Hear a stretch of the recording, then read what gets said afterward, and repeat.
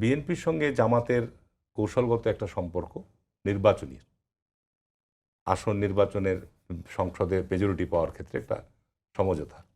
কিন্তু বিএনপি রাজনীতি এবং জামাত ইসলামের রাজনীতির মধ্যে মৌলিক পার্থক্য রয়েছে।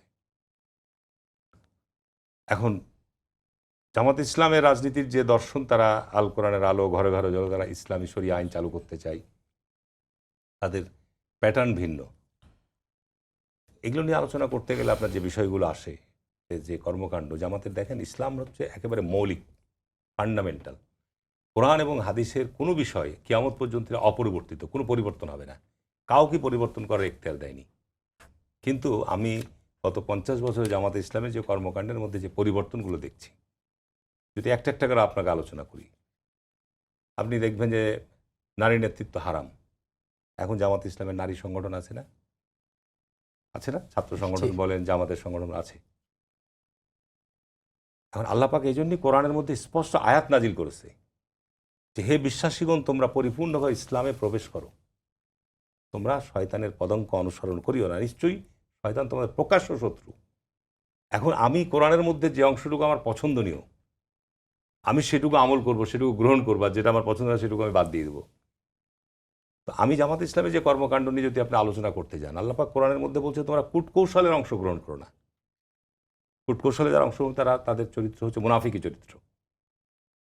এগুলো কিন্তু একেবারে কোরআনের ফান্ডামেন্টাল বিষয়। আমি আপনাকে বলছি, তোমরা, আল্লাহ রসুল বলছে তোমরা গুজব এবং অপপ্রচার থেকে সতর্ক থাকো। গুজব, অপপ্রচার ফেতনা তৈরি করে সমাজে, ফেতনা তৈরি করে। ফেতনা হত্যাকাণ্ডের চাইতে গুরুতর অপরাধ, কোরআনের আয়াত।